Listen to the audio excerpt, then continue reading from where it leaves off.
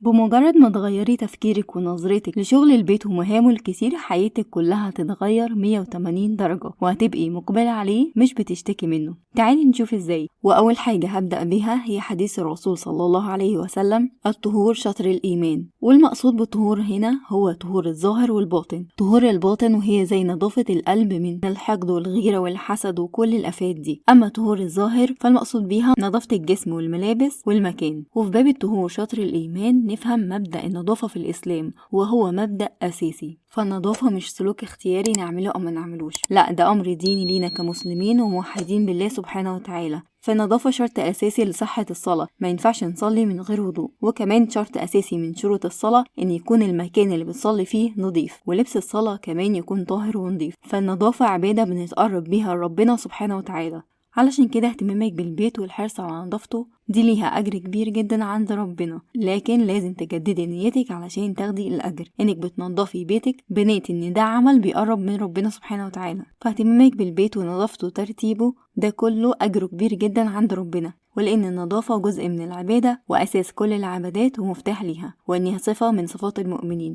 النظافة بتساوي راحة نفسية فورية بمجرد ما تخلصي. الفرق بين الوضع المكركب والمبهدل والوضع النظيف هو تقريبا ساعة. حالتك النفسية بتتغير 180 درجة بنظافة المكان. فتغيير نظرتك لشغل البيت على انه عبء وهم كبير عليكي بانك تشوفيه ان هو عبادة تتقربي بيها من ربنا سبحانه وتعالى، ده هيخليكي تجتهدي وتعمليه بكل حب ورضا وحمد ربنا على نعمة البيت بدل من التأفف والشكوى المستمرة. اول حاجة لازم تعمليها انك توقفي الشكوى، لأن حمد وشكر ربنا بيحفظ النعم الموجودة وبيجلب النعم المفقودة. وتحطي دايما في دماغك إن ربنا سبحانه وتعالى إذا كلف أعين، فاستعيني بالله في كل حاجة في حياتك. ومن ناحية تانية مهام وشغل البيت أداة فعالة جدا لتطوير شخصيتك. تعالي نشوف إزاي. أي مهمة أو نشاط بدني هتعمليه في البيت هي تدريب على التركيز. لما تعملي مهمة واحدة وتركزي فيها لمدة 25 دقيقة أو 30 دقيقة مركزة فيها، ده تدريب على التركيز وهينشط خلايا المخ وهيحسن الذاكرة. تاني تدريب هو تدريب على حل المشكلة. دلوقتي لو انت قدام أوضة كلها مكركبة مفيش أي حاجة في مكانها، ايه الموقف اللي انت هتعمليه؟ هتواجهي وتبدأي فيها على طول ولا هتتهربي شوية؟ هتعمليها بسرعة من فوق الوش ولا هتبدأي ازاي؟ هتتوتري ومش عارفة تبدأي منين وتبدأي تلفي حوالين نفسك وتتضايقي، ولا هيكون تصرفك ايه؟ ده تدريب مهم جدا. الخطوات اللي انت هتاخديها في دماغك هي دي خطوات حل المشكلة، وكونك انك هتبدأي منين وهتعمليها ازاي ما هي دي مشكلة فانت المفروض تحليها. فكل ما كان قرارك أسرع بأن انت خلاص هتنظفيها وهتنظفيها حالا وهترتبيها وهتمشي بنظام وهتبقي منظمة وانت بتنظمي، كل ما كان ده تدريب على مهارة حل المشكلة. تالت حاجة تدريب على اتخاذ القرار وعدم التسويف، اللي هو هتبدأي تعملي الأوضة دلوقتي ولا هتتهربي ولا هتبقي متوترة وتلفي حوالين نفسك وما تعمليهاش وتفضلي شايلة همها جواكي كام يوم لحد ما توصلي لآخرك فتبدأي فيها. فكل ما تاخدي القرار انت هتعمليها دلوقتي حالا وتركزي فيها لحد ما تخلصيها كلها، كل ما هيساعدك انك هتعرفي تاخدي قرارات اكتر في حاجات تانية في حياتك وتحلي مشكلة ببساطة وفي أسرع وقت. هتبدأي منين وإزاي وتبدأي على طول، كل ما هيبقى عندك قدرة على حل المشاكل أكتر. كل التدريبات دي تنشيط لخلايا المخ المسؤولة عن التفكير المنطقي وحل المشكلات وكل الحاجات دي. ومن ناحية تانية مهام البيت أداة فعالة جدا في إدارة الغضب والتخلص من القلق والتوتر. إزاي؟ أحسن سلوك تعمليه لإدارة الغضب هو الوضوء. تاني حاجة هتعمليها انك تعملي اي عمل يدوي تطلعي فيه الطاقة السلبية وطاقة الغضب اللي جواكي، زي مشي او رياضة او نظافة البيت، غسيل الاطباق، ترتيب الهدوم في الدولاب، تكنسي الشقة، تمسحي. تعملي اي حاجة يدوية في البيت تخرجي فيها كل طاقة الغضب دي. بعدها هتحسي براحة فورية انك عملتي نشاط بدني، وكمان هتبصي حواليكي فهتلاقي الدنيا اتنظمت فهتحسي براحة نفسية كبيرة جدا، وهتكوني اتخلصتي من القلق والتوتر اللي عندك وهتعرفي تفكري في هدوء في مشكلتك الأساسية اللي عملت لك حالة الغضب دي وهتوصلي لأفضل حل ليها. وبكده تكوني حميتي نفسك انك تاخدي اي قرارات انفعالية وانتي في حالة الغضب دي ترجعي تندمي عليها. النظافة أداة سحرية بتجلب السعادة وراحة نفسية فورية، فسبحان من جعل الطهور شطر الإيمان. كده عرفنا أهمية النظافة وإزاي هتفرق في حالتك النفسية وفي تطوير شخصيتك. ودلوقتي قبل ما ندخل في الخطوات العملية في نقطتين مهمين جدا. اول حاجه ان ترتيب البيت وتنظيفه دي عمليه مستمره، يعني مش هنقوم بيها مره واحده وخلاص كده مش هنعملها تاني، دي حاجه مستمره معانا طول العمر ان شاء الله. ومادام هي مستمره لازم يبقى عندك روتين ونظام ثابت يريحك علشان تبني عادات صح، علشان بعد كده هتعمليها بشكل اوتوماتيك من غير اي تفكير. لانك لو قررتي طريقه التنظيف ومبرمجه دماغك ان هي عبء عليكي وان هي حاجه تقيله، هتفضلي يوميا تعمليها على الاساس ده، ان هي عبء وحاجه تقيله لازم تتعمل، فبتعمليها وانت متضايقه. صح او غلط مش مهم، المهم ان انت تعمليها وتخلصي. فلازم تكوني عاده اساسها صح وتعمليها بطريقة سهلة وبسيطة بالنسبة لك. تاني حاجة ان مفيش وقت مثالي انك تبدأي تنظيف اي حاجة حواليكي وترتبيها بشكل يريحك نفسيا، سواء كنت عايشة في شقة صغيرة ومستنية تشتري شقة كبيرة، او كنت عايشة في شقة ايجار ومستنية تشتري شقة تمليك، او كنت مغتربة ومستنية تنزلي بلدك عشان تعملي شقة الاحلام. ووقتها بقى تبدأي تنظمي وترتبي وتحافظي على النظام والترتيب في كل الشقة. فما تستنيش المكان المثالي ولا الوقت المثالي ان انت تبدأي ترتبي نفسك فيه وتحسي بالراحة النفسية، لان مجرد تنظيمك وترتيبك لكل حاجة في البيت ده راحة نفسية ليكي، وهيساعدك كتير انك تحسي انك مستقرة ومرتاحة. فلازم تأقلمي نفسك مع المرحلة اللي انت فيها وتمشي على نظام وروتين مناسب يريحك نفسيا. انت اللي بتعملي حالة الاستقرار في المكان، مش المكان هو اللي هيخليكي تحسي بحالة الاستقرار. فعيشي الواقع واستوعبيه وتأقلمي معاه. ودلوقتي يجينا الأهم جزء، وهو الجزء العملي، وهي الخريطة الذهنية لفن إدارة البيت. أول حاجة في قاعدة أساسية هنمشي عليها، إن كل حاجة ليها مكان ترجع ليه ووقت تتعامل فيه. تاني قاعدة إن التنظيف هيبدأ من بره لجوه، ودي هتكلم عنها بالتفصيل بعد شوية. أول حاجة ترتيب وتنظيم البيت عموما. تاني حاجة تنظيف البيت، وده هيتقسم لتنظيف يومي وأسبوعي وشهري وحسب الموسم. تالت حاجة الغسيل، وده هيتقسم لجزئين، ترتيبه في الدولاب وعملية الغسيل نفسها. رابع حاجة وهو الأهم المطبخ، هيتقسم لتنظيف وتنظيم الوجبات. التنظيف هيبقى تنظيف يومي وتنظيف أسبوعي. ترتيب وتنظيم البيت عموما، أول حاجة تنظمي الأساس اللي في البيت بطريقة منظمة ومريحة بالنسبة لك. تاني حاجة تتخلصي من الكركبة أول بأول، والكركبة دي هتتقسم لثلاث حاجات، الهدوم أو الملابس. تاني حاجة الكتب الدراسية والورق من ناحية، والألعاب المستهلكة والمتكسرة من ناحية تانية. وأخيرا المطبخ.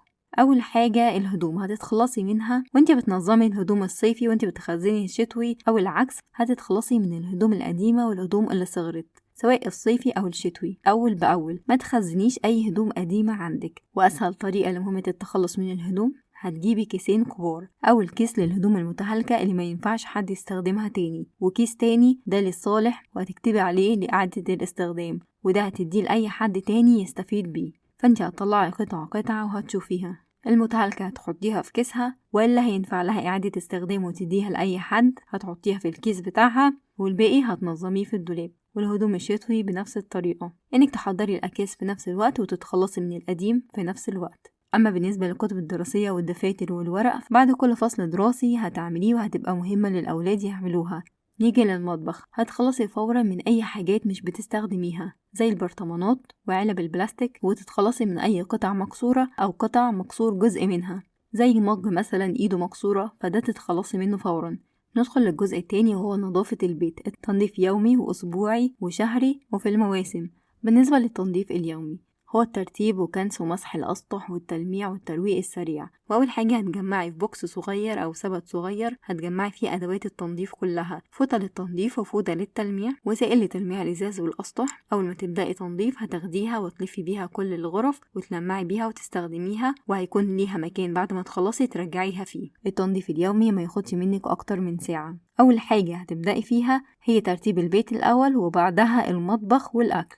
البداية هتكون من غرف النوم والنهاية هتكون في المطبخ، ولازم تمشي بالترتيب ده كل يوم، لأنك لما تمشي بترتيب ونظام معين فكل يوم هتلاقي نفسك أسرع من اليوم اللي قبله. نيجي للغرف، لكل أوضة أو غرفة مفتاح تبتدي منه النظافة. البداية من السرير، رتبي السراير، الكومودينو تشيل من عليه أي زيادات، التسريحة ترجعي كل حاجة مكانها، امسحي المرايات والأسطح. غرفة الأولاد كمان هتبدأي من عند السراير وبعدها المكتب. لازم يتعودوا على ترتيب سرايرهم من هم صغيرين، وكمان بعد المذاكرة لازم يشيلوا كل الكتب اللي ذاكروا منها ويرجعوها مكانها، ويكون الترابيزة أو المكتب اللي ذاكروا عليه فاضي تماما. الهدوم أول ما يرجعوا من المدرسة هيعلقوها في المكان المخصص ليه. الشرابات هتحددي مكان معين، باسكت صغير للشرابات، أول ما يرجعوا يقلعوا الشراب ويحطوه فيه، والشراب يتغير يوميا. ما ينفعش الشراب يتلبس مرتين. دايما تجيبي الشرابات من الخامة قطن 100% تجنبا لعمل أي رايح.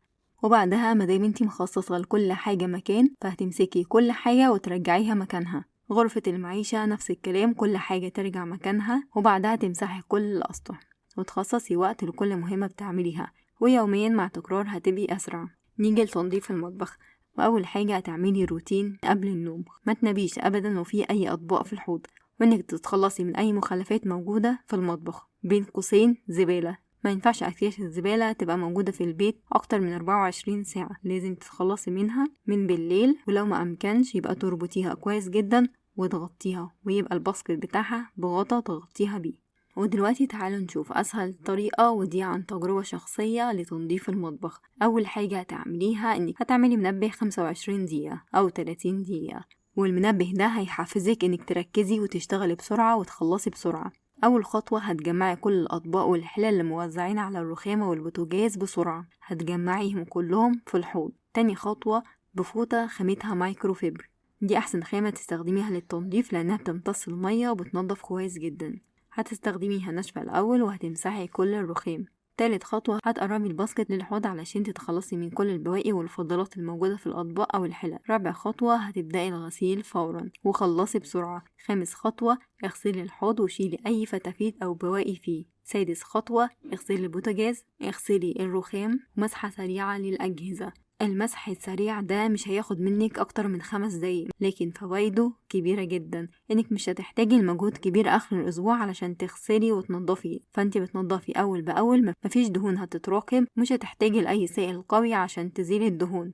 وقت تحضير الاكل مهم جدا.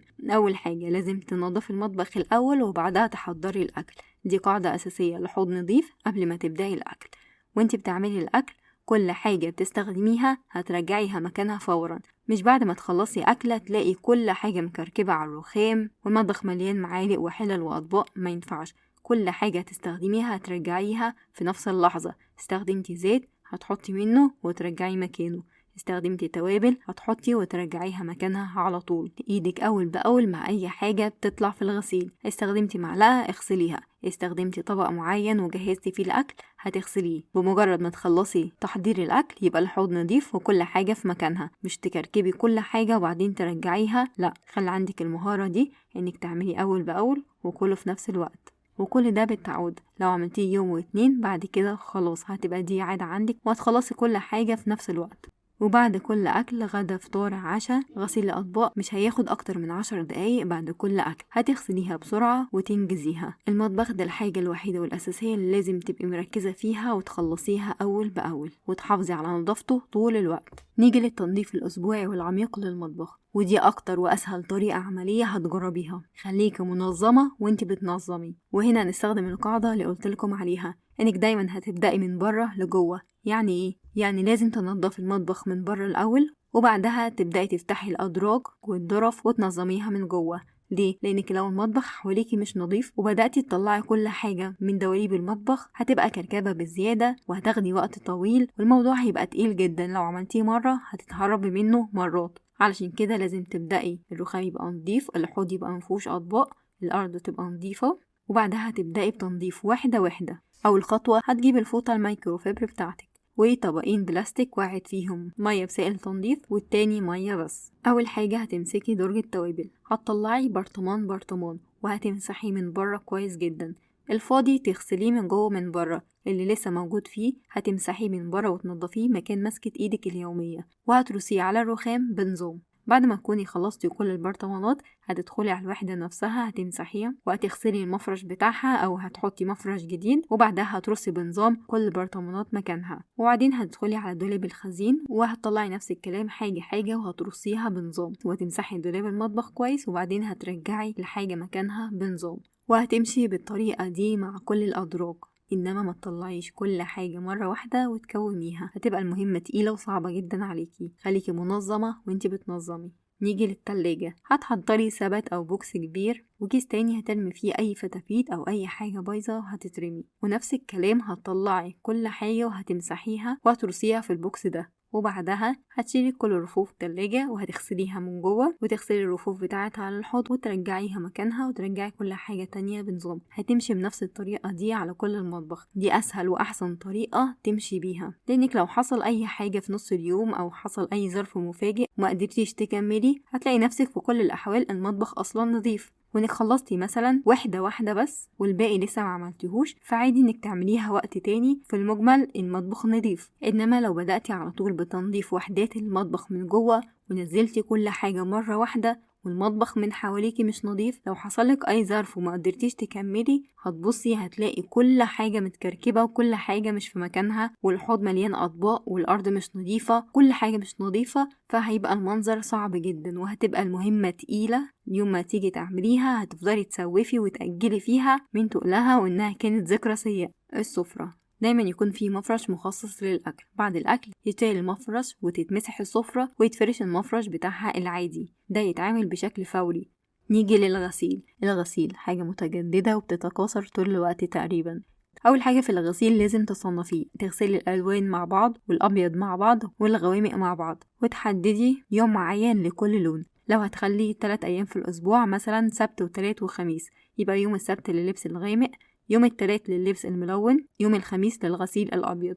وعموما بعد ما تصنفي الغسيل هتشوفي أي كمية أكبر وهتبدأي بيها الغسيل. وطبعا تخصصي يوم الغسيل الفوط، والفوط تتغسل لوحدها علشان ما تعملش أي ريحة، وبعد ما تتغسل تتنشر فورا، ما تتركنش في الغسالة أبدا أو تتركن في أي سبت غسيل على جنب، لا، لازم تاخدي الفوط من الغسالة على المنشر على طول. والملايات نفس الكلام. ولما تيجي تلمي الغسيل هتلميه وانتي بتطبقي في نفس الوقت، يعني ما تلميش الغسيل وتحطيه على كرسي الانتريه، تشيلي قطعة قطعة وتطبقيها وتحطيها في سبت الغسيل متطبقة. كل ما تلمي قطعة تطبقيها، دي اسهل طريقة هتعملي بيها مهمة الغسيل. فانت كده هتنجزي وتوفري على نفسك كتير جدا. وبعدها ما تركنيش السبت وترجعي هدوم كل واحد في دولابه. بمجرد ما تتعودي على كده الموضوع هيبقى سهل جدا بالنسبة لك وهتنجزي فيه بشكل كبير جدا. نيجي لترتيب الدولاب. أول حاجة هتشجع ولادك من وهم صغيرين إنك هم يطبقوا هدومهم بنفسهم، وفي أداة معينة بتساعد على التطبيق، بتبقى كأنها لعبة. ودي عن تجربة، بنتي لما كانت 2 تقريبا كانت بتلعب بيها وكانت بتحب تطبق بيها الغسيل،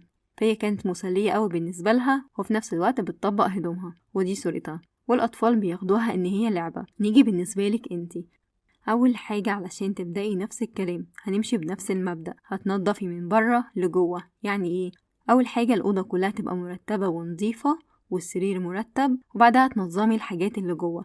أول خطوة هتعملي منبه 30 دقيقة على حسب كمية الهدوم اللي انت هتنظميها وترتبيها. تاني خطوة هتجيبي مفرش كبير تفرشيه على الأرض أو باسكت كبير. تالت خطوة هتطلعي الهدوم من الدولاب قطعة قطعة، طبقيها وترصيها يا إما في السبت أو على المفرش في الأرض، وهتعملي كده مع كل قطعة. رابع خطوة هتصنفي الهدوم، يعني البناطيل مع بعض، التيشيرتات مع بعض، البيجامات مع بعضها، هترصي كل رصة مع بعضها على الأرض. وبعد ما تخلصي تطبيق كل الهدوم هتبدأي ترجعي وترصي كل رصة في الدولاب على طول. دي أسهل وأحسن طريقة تمشي بيها. ليه؟ لانك نفس الكلام لو انتي جمعتي كل حاجة ورميتي كل حاجة على الارض، المنظر لوحده هيبقى تقيل جدا وهتحسي بهم كبير جدا ان كل حاجة متكركبة قدامك، وهتبقى مهمة تقيلة وهتفكري 1000 مرة لما تيجي تعمليها تاني.